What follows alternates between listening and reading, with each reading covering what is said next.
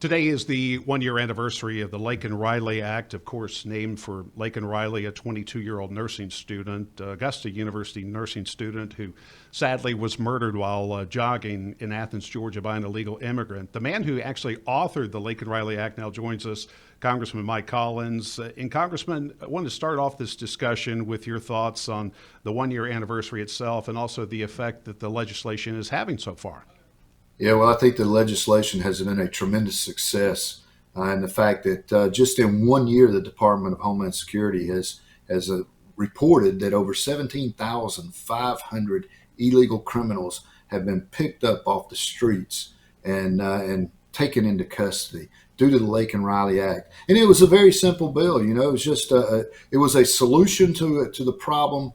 To make sure that this never happens again, and by allowing local law enforcement to contact ICE when they are committing these lesser crimes, we'll say, and that's what was happening in this case. With Jose Ibarra, he had been arrested multiple times and released, and so the only way that local law enforcement could contact ICE was if something major happened.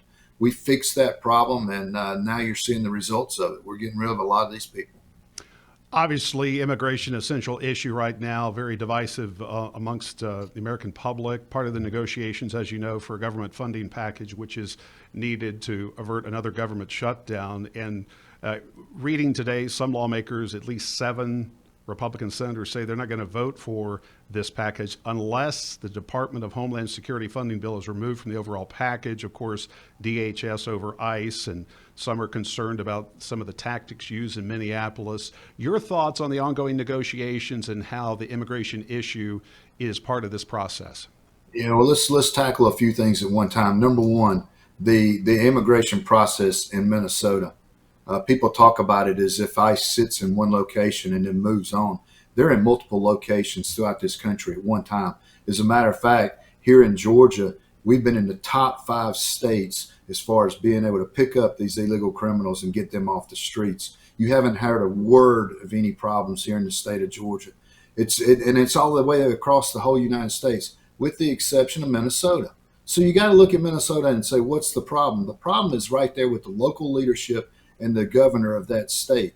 They're inciting and encouraging people to get out there and riot and put themselves in harm's way instead of using their local law enforcement to help ICE and to help get rid of these people. The only thing that ICE is out there doing, these men and women are out trying to protect American citizens. And at the end of the day, they want to go home to their families as well. So that's where you're seeing the immigration problems up there. And as far as the funding, I can't for the life of me understand why somebody would want to shut the government down to keep illegal criminals on the streets here in America. It's the same people that shut the government down before over illegal immigrants getting health care. I don't know why people like John Ossoff prioritize illegal immigrants and criminals over protecting his own constituents and the people of the state of Georgia. In fact, I'm glad you brought up Senator Ossoff. I want to read you a quote and get your response to it. Again, this is Senator Ossoff, who, of course, would be your likely opponent if you win the GOP nomination for Senate. It is time for the mass federal agents who have been beating and killing American citizens to be restrained and held accountable. When you hear that quote from Senator Ossoff, what are your thoughts? I think about all the families that have lost sons and daughters to these illegal criminals that he and Joe Biden's administration allowed to pour across that border at any point illegally and bring their criminal trade. Where has he been standing up for these American people, for American families, sons and daughters? He hasn't been. He's been out there writing letters just like that in the quote that he has there, saying that we need to treat these illegal criminals nicely or let them go, in the fact that he's standing up to try to make sure that the government gets shut down again. He's not out there protecting basic right. One of the basic things that this country is supposed to do is make sure that it protects its citizens, not protect illegal immigrants who are out there causing mayhem and killing people. Also wanted to talk to you about what happened with the FBI yesterday in the Atlanta metro, carrying out a search warrant on an election center in the Atlanta area on Wednesday. And I saw one of your, I believe it was a tweet, and it said, "Go get him, Cash," of course, referring to FBI Director Cash Patel. What do you think FBI agents might find there at that elections office in the Atlanta area? I'm hoping they'll find the truth.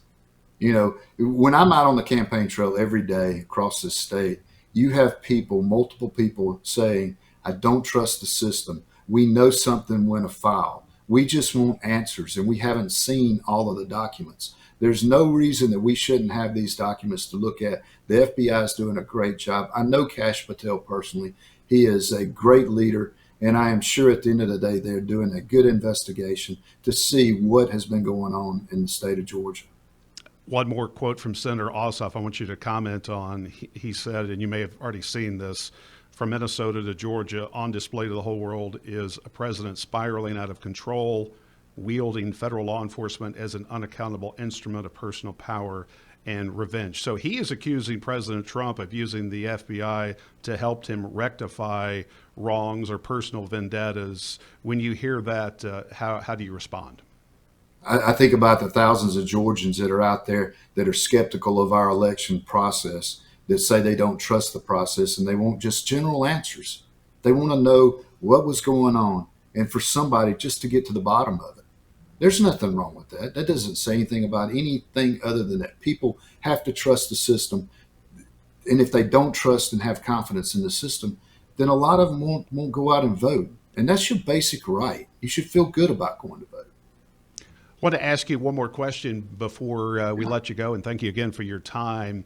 In this campaign moving forward for U.S. Senate, obviously you still want to serve Georgians. When you are talking to the average person, and maybe it's at your hometown or on a campaign stop, is there a central issue that you're hearing that you want to help them with? Is it affordability? Is it one thing, or are there many things going on right now?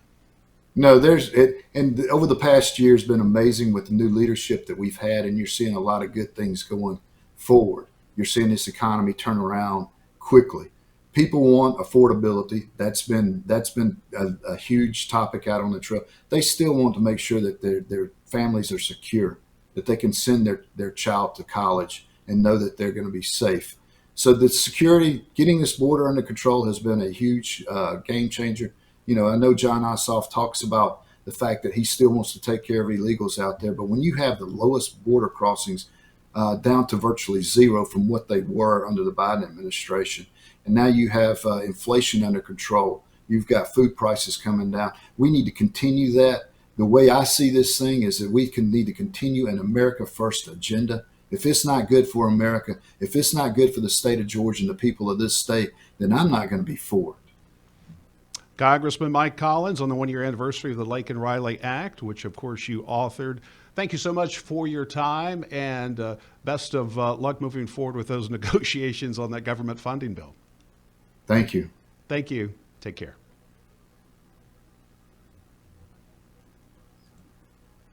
All right, let's see.